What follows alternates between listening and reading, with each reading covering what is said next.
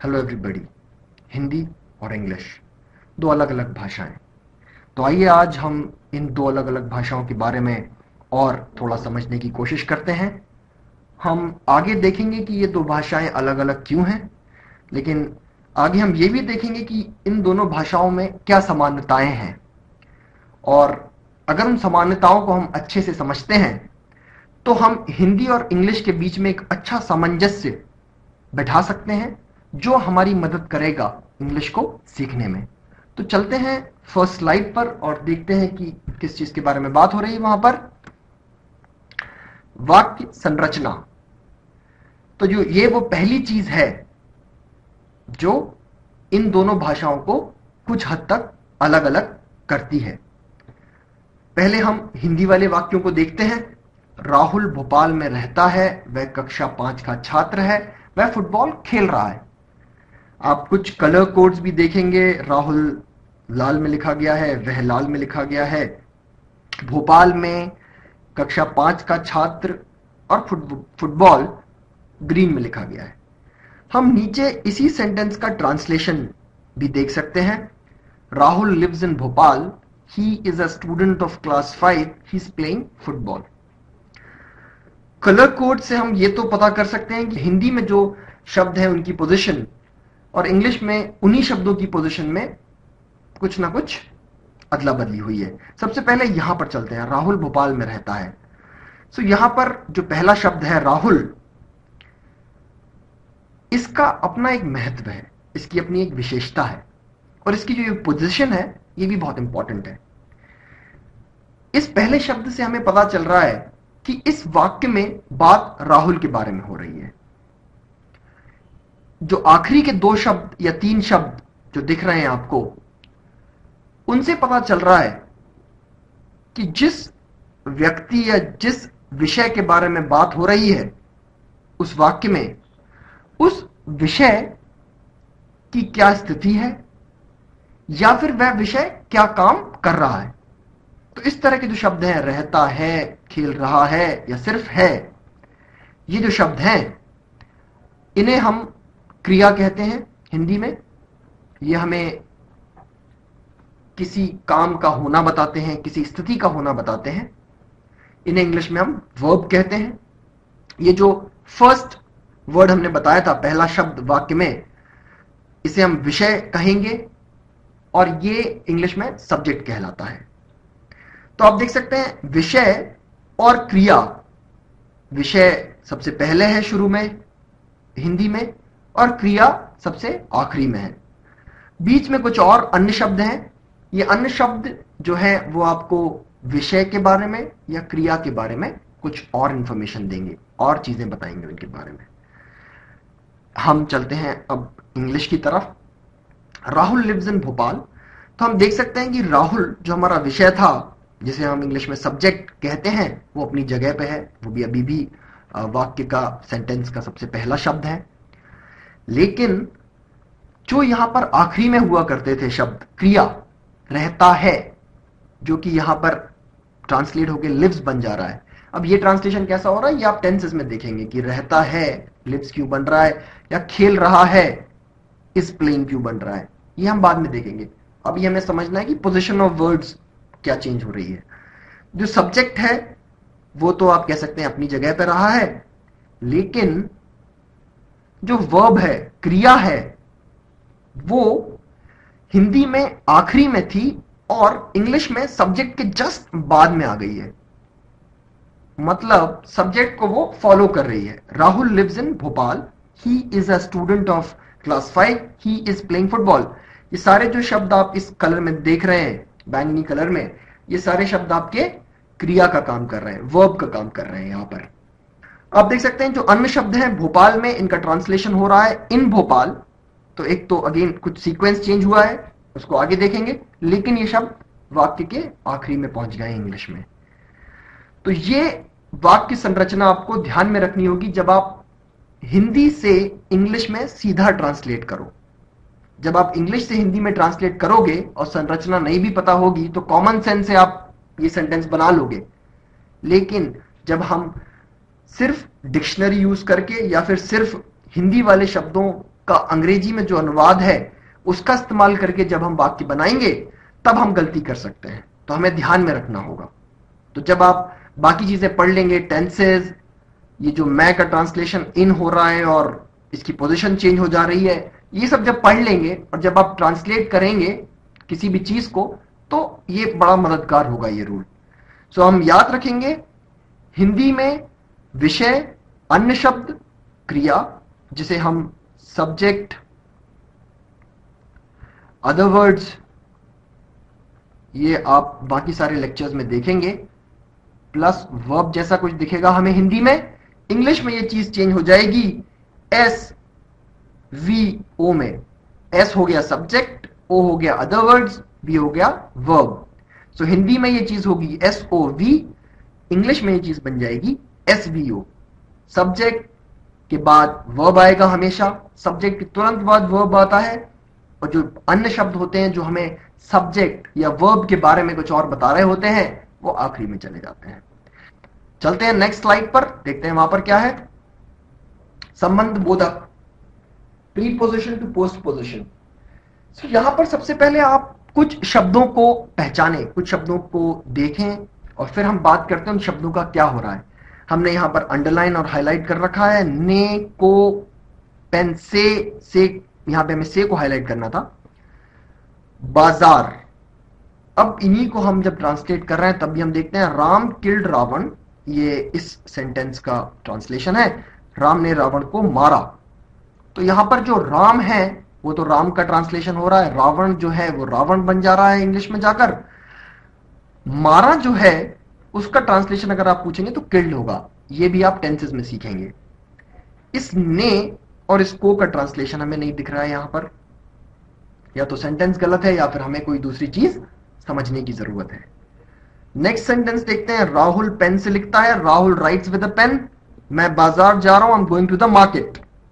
सो इसका फिर देखो आप, राहुल राहुल होगा, लिखता है राइट्स बन जाएगा, पेन से का बन रहा है विद अ पेन। तो पहले तो इस आ को छोड़ दीजिए, इस ए को अभी छोड़ दीजिए, विद पेन, पेन से, तो से का ट्रांसलेशन यहां पर विद हो रहा है, ठीक है। लेकिन आप क्या कोई चीज नोटिस कर पा रहे हैं, यहां पर से जो है पेन के बाद आया है, से जो है और यहां पर जो ट्रांसलेशन हुआ है विद, वो पेन के पहले आया है। तीसरा एक और सेंटेंस है, मैं बाजार जा रहा हूं, I am going to the market. जा रहा हूं के लिए एम गोइंग आ रहा है, टेंसेस से आ रहा है, मैं के लिए आए आ रहा है, बाजार के लिए द मार्केट आ रहा है। ये जो टू है इसका ट्रांसलेशन हिंदी में कहीं नहीं नजर आ रहा है, तो इस चीज को भी हमें धीरे धीरे ध्यान में रखना होगा।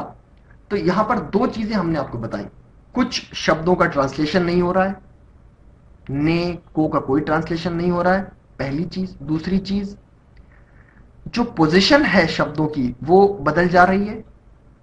तो अब इन जब प्री पोजीशन और पोस्ट पोजीशन आप देखोगे, मैं पर से जो होते हैं इन्हें हम संबंध बोधक कहते हैं, हिंदी में ये कारक विभक्ति से आते हैं, इंग्लिश में इन्हें हम प्री पोजीशंस कहते हैं।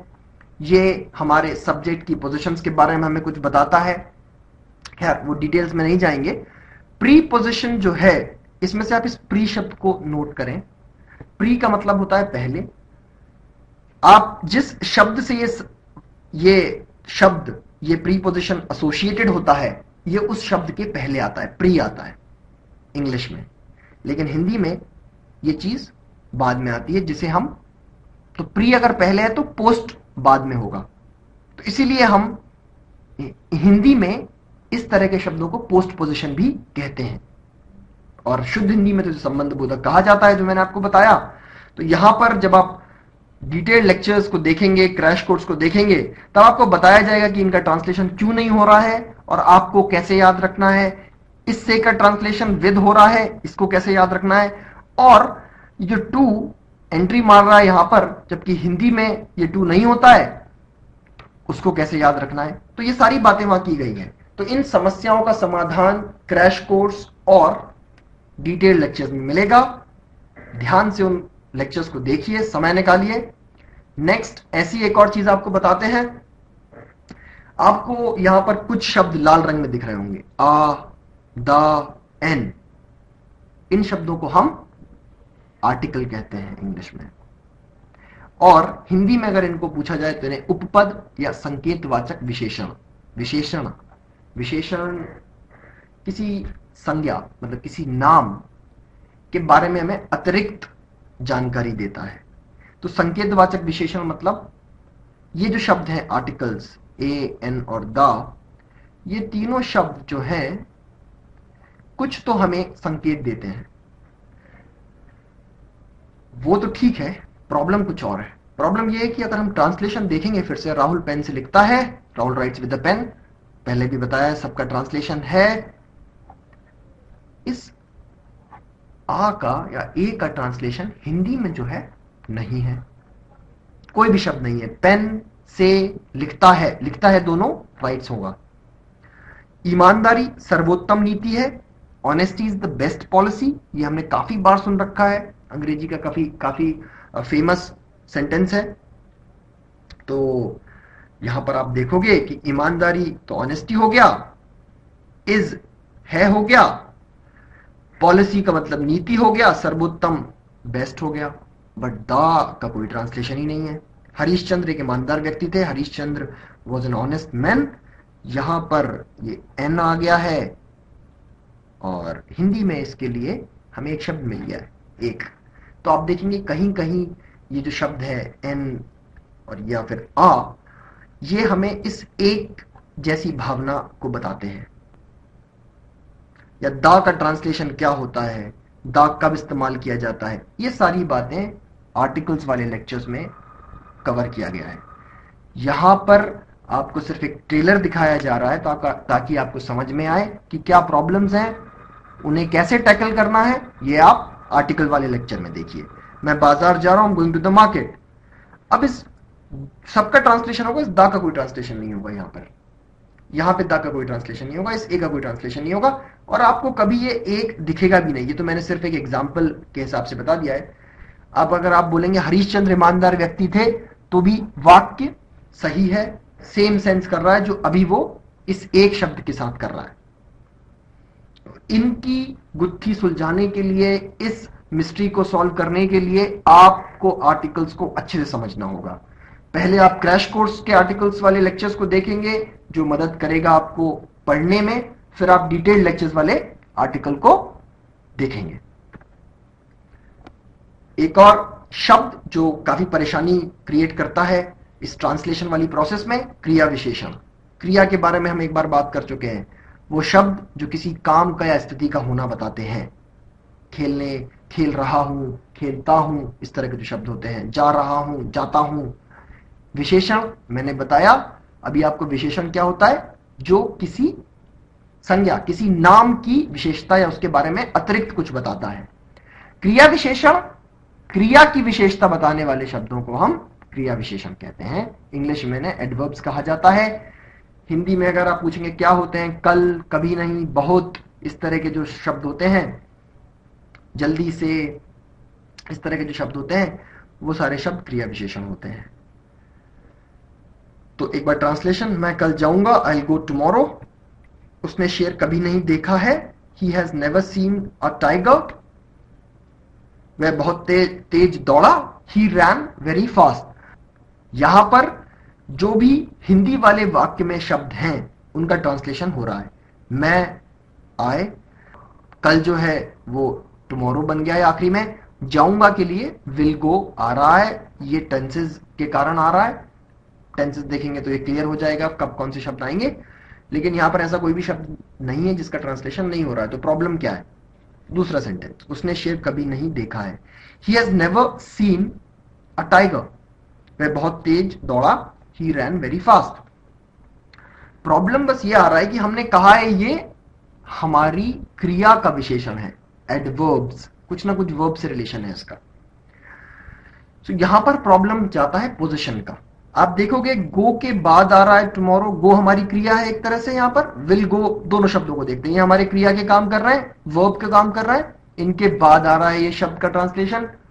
यहां पर देखा है, ये हमारी क्रिया है। सो देखा है का ट्रांसलेशन हो रहा है हैज और सीन, ये दोनों साथ में आएंगे। उनके बीच में कभी नहीं, नेवर, नेवर का ट्रांसलेशन कभी नहीं होगा। कभी नहीं का ट्रांसलेशन उनके बीच में आ रहा है।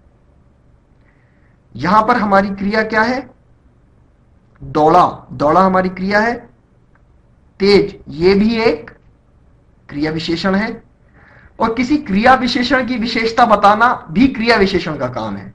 सो क्रिया विशेषण का काम सिर्फ क्रिया की विशेषता नहीं बताना है, उसका काम क्रिया विशेषण की विशेषता भी बताना हो सकता है, विशेषण की विशेषता बताना भी हो सकता है। यहां पर ये जो शब्द है ये इसकी भी विशेषता बता रहा है, वो कितनी तेज दौड़ा। तो जो अब आप फिर देखिए, जिस शब्द की ये विशेषता बता रहा है, यहां पे फास्ट की विशेषता बता रहा है, तेज की विशेषता बता रहा है, उसके पहले आ रहा है, कभी उसके बाद में आ रहा है, कभी उनके बीच में चला जा रहा है। सो इसकी पोजीशन इंग्लिश में स्ट्रक्चर्ड नहीं है, फिक्स नहीं है, आप कह सकते हो। इंग्लिश के हिसाब से वो फिक्स है, लेकिन जब हम ट्रांसलेशन कर रहे हैं तब फिक्स हमें दिखाई नहीं पड़ रही है। हिंदी में बड़ी फिक्स है, वो सारी क्रियाओं के पहले। देखा है क्रिया है, उसके पहले आ गया है। तेज दौड़ा, तो भी ये अगर क्रिया भी मानते हैं या ये वो शब्द मानते हैं जिसको ये जिसके बारे में हमें और इंफॉर्मेशन दे रहा है, उसके भी पहले। हर जगह ये शब्द जिस शब्द के बारे में अतिरिक्त जानकारी दे रहा है उसके पहले है। इंग्लिश में वैसा नहीं हो रहा है। ये भी बड़ी परेशान करने वाली चीज है। देखिएगा लेक्चर्स में इनको कैसे हैंडल करना है, कौन सा शब्द, किस तरह का शब्द कहेंगे, बल्कि किस क्रिया के बाद में आता है, कौन सा शब्द पहले आता है, कौन सा शब्द बीच में आएगा, सारा कुछ वहां बताया गया है आपको। ये आपकी दो तरह से मदद करेगा, ट्रांसलेशन में मदद करेगा, दूसरा जो आपकी पहली स्टेप होगी लैंग्वेज को सीखने के लिए, इंग्लिश को सीखने के लिए, पढ़ने वाली, उसमें मदद करेगा। Last slide, thank you slide. आप सबका धन्यवाद, आपने इसे देखा। और नीचे वो सारे सोर्सेज दिए गए हैं जहां से जो भी चीज पहले आपको बताई गई है उसमें जिन्होंने मदद की है। इस ट्रेलर को देखने के बाद आप ध्यान रखें, आपको थोड़ी मेहनत करनी पड़ेगी, लेकिन आपकी उस मेहनत को हमने बहुत कम कर दिया है अपने क्रैश कोर्स और डिटेल लेक्चर्स में। आप समय निकालिए, पढ़िए, और आप देखेंगे कि आप बहुत जल्दी इस दूसरी भाषा का इस्तेमाल करने लगेंगे। Thank you.